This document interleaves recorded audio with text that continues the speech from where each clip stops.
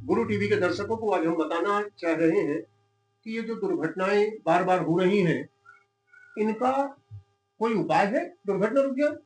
आदरणीय धीरेन्द्र प्रताप सिंह जी हमारे बीच में मौजूद हैं, जो वेद शास्त्र ज्योतिष पुराणों इनके माध्यम से आपके पास यदि ऐसी कोई उपलब्धि है या ऐसी कोई खोज है जिनसे ये दुर्घटनाएं रुक सके। आपने भी महसूस किया होगा कि आज रोज सड़क में दुर्घटनाएं हो रही हैं और यात्राएं लोगों की असफल हो रही हैं, घातक हो रही हैं। इनको रोकने के लिए क्या बताना चाहेंगे, क्या बताएंगे आप? आदरणीय वेदांती जी, गुरु टीवी के समस्त दर्शकों को मेरा प्रणाम, आपको भी प्रणाम। ये अत्यधिक महत्वपूर्ण विषय है, क्योंकि जैसे ही देश के विकास की परिस्थितियां परिवर्तित हो रही हैं, गतियां बढ़ती जा रही हैं। सड़कों के कारण, गाड़ियों के अच्छे स्तर की गाड़ियां आने के कारण और अतिशीघ्र समय में पहुंच जाने की जल्दबाजी के कारण गति बढ़ रही है। गति बढ़ने के कारण निश्चित है कि दुर्घटनाओं की संख्या भी बढ़ेगी। जिस तरह के संसाधनों का उपयोग करके हम अपने जीवन की रक्षा करते हैं, प्राय हम उन संसाधनों का उपयोग करने में लापरवाही कर जाती है। तो सर्वप्रथम तो मैं नववर्ष में सबसे ये निवेदन करना चाहूँगा कि यात्रा कुशलता पूर्वक, सुरक्षा पूर्वक ही करें। समय का मार्जिन इतना लेके चलें जिससे आपको जल्दबाजी नहीं करना पड़े। ज्योतिष शास्त्र में कोई भी विषय छूटा नहीं है, हर विषय में बताया गया। एक ग्राम्य बोलचाल की भाषा में एक चौगोला कहते हैं, जो भड्डरी जी द्वारा कहा गया था। अच्छा। भड्डरी जी एक ऐसे वैज्ञानिक हुए हैं जिन्होंने सारे मौसम की जानकारी अपने शास्त्र में वर्णित किया है। उनके द्वारा 4 लाइनें बताई गई। आपका आदेश हो तो मैं वर्णन। बिल्कुल बिल्कुल। सुरक्षित सफल यात्रा के लिए उन्होंने बताया है कि सोम शनिश्चर पूरम ना चलू, मंगल बुध उत्तर दिश कालू, रवि शुक्र जो पश्चिम जाए, हानि होए पर सुख ना पाए, बीफे दक्षिण करें पयाना, फिर नहीं हो वही ताको आना।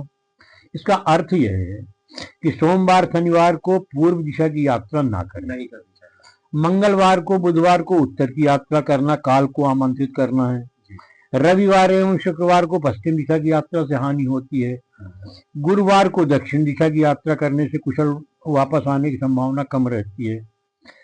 अब प्रश्न ये उठता है कि आज के वर्तमान के युग में दिशाओं को ही वर्जित यदि कर दिया जाएगा तो बहुत सी गतियां रुक जाएंगी।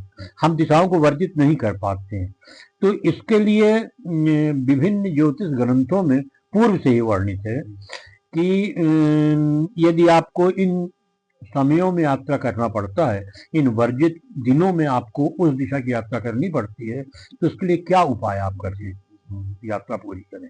आपका आदेश हो तो मैं आगे हूँ। किसी कारण से उपरोक्त वर्जित दिशाओं की यात्रा यदि न टाली जा सके तो ज्योतिष शास्त्र में इसके उपाय भी वर्णित है।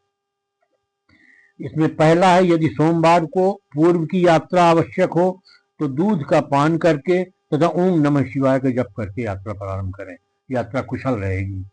यदि शनिवार को पूर्व की यात्रा आवश्यक हो तो उड़द के कुछ दाने पूर्व दिशा में चढ़ाकर और कुछ दाने खाकर यात्रा करें। यात्रा के समय शनि गायत्री का जप करें। आपका आदेश हो तो मैं शनि गायत्री मैं बिल्कुल जानना चाहता हूँ।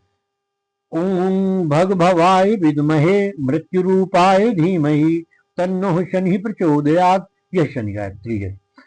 अब मंगलवार को यदि उत्तर दिशा की यात्रा आवश्यक हो तो गुड़ का दान करें, गुड़ खाकर तथा मंगल गायत्री का जप करते हुए यात्रा करें। मैं मंगल गायत्री भी बता रहा हूँ।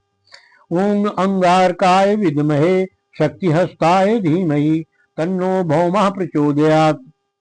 इसी तरह बुधवार को यदि उत्तर दिशा की यात्रा आवश्यक हो तो तिल एवं गुड़ का दान करें, उसी से बने पकवानों का भोजन कर यात्रा करें।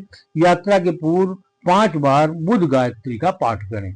बुध गायत्री है, ओम सौम्य रूपाय विद्महे वाणेशाय धीमहि तन्नः सौम्यः प्रचोदयात्। इन मंत्रों में शब्दों का विशेष शुद्धता का ध्यान रखना चाहिए, क्योंकि गायत्री एक ऐसी शक्ति होती है उसमें ग्रह विशेष की, उस देवता विशेष की, कि उसे शब्दों के द्वारा ही अपने साथ बांधा जा सकता है। इसी तरह से रविवार एवं शुक्रवार को यदि पश्चिम दिशा की यात्रा निषिद्ध है और अत्यंत आवश्यक होने पर या यात्रा करना जरूरी है, तो रविवार को पश्चिम में यात्रा करने से पूर्व शुद्ध गाय का घी लेकर पूर्व दिशा की ओर मुख कर हवन करें एवं घी का पान करें तथा कन्याओं को दक्षिणा देकर सूर्य गायत्री का जप करते हुए यात्रा प्रारंभ करें। यह हवन सूर्य गायत्री के ही मंत्र से करना है। सूर्य गायत्री है ओम आदित्याय विद्महे प्रभाकाराय धीमहि तन्नः सूर्यः प्रचोदयात्। शुक्रवार को पश्चिम दिशा की यात्रा नहीं करनी चाहिए, इसके लिए कोई उपाय ज्योतिष शास्त्र में वर्णित नहीं है। बड़ा खतरनाक है सूर्य इसीलिए शायद ही ज्योतिष शास्त्रियों ने इसका वर्णन नहीं किया होगा, हमें इसका उल्लेख कहीं नहीं मिला, इसलिए मैं आपके इसके लिए वर्णन नहीं कर रहा हूँ। बहुत अच्छी बात है। मगर शुक्रवार को पश्चिम दिशा की यात्रा को टाल देना ही हितकर होता है। गुरुवार को दक्षिण दिशा की यात्रा करना वर्जित है, किंतु आवश्यक शुभ कार्य हेतु, इसमें विशेष है शुभ कार्य हेतु, यदि शुभ कार्य हेतु आवश्यकता हो तभी आप गुरुवार को दक्षिण की यात्रा कर सकते हैं। यात्रा के पूर्व दक्षिण दिशा में 5 पके हुए नींबू सूर्योदय से पूर्व स्नान कर गीले कपड़े में लपेट कर फेंक दें।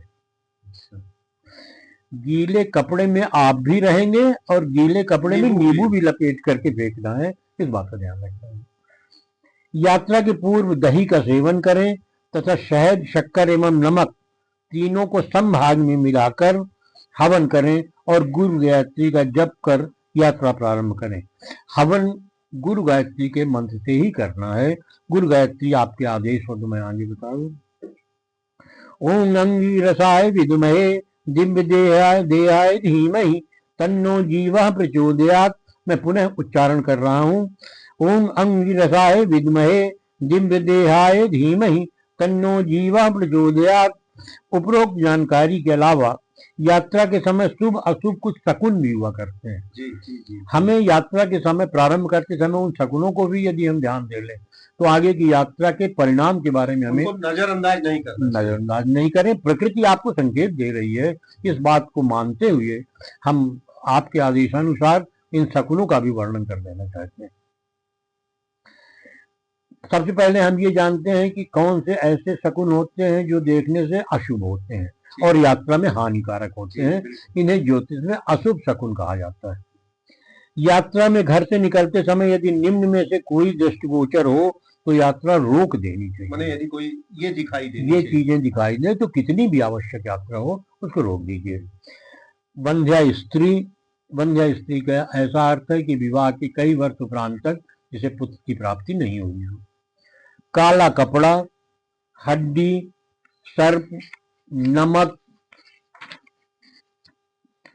अंगारे, विष्टा, मल, चर्बी, तेल, उन्मत्त पुरुष, ऐसा कोई व्यक्ति जो पागल हो या नशे में उन्मत्त हो गया हो। जलता हुआ कोई घर, बिलाव, बिल्ली का जो पुरुष है, बिलाव, पुरुष बिलाव, नर बिलाव। युद्ध, लाल वस्त्र, सामने खाली घड़ा रखा हो। घड़ा को तो वैसे भी बड़ा दोष मानते हैं। ये सभी बातें क्योंकि एक प्रचलन में घड़ा मात्र आ गया है तो इसलिए हम और बातें नहीं आपको जानकारी के अभाव के कारण।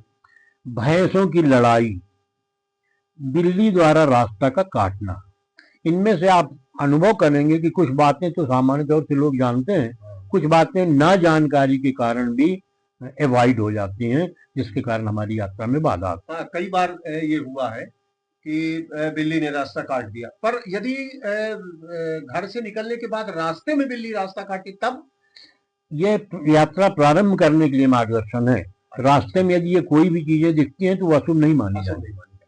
जैसे ही आपकी यात्रा प्रारंभ हो तत्काल घर से निकलते समय यदि ये घटनाएं कोई आपको दृष्टिगत होती हैं तो ये बाधक है, अन्यथा रास्ता है, यहाँ तो सब चीजें मिलेंगी, सबके लिए है वो। हाँ, ये सब चीजें।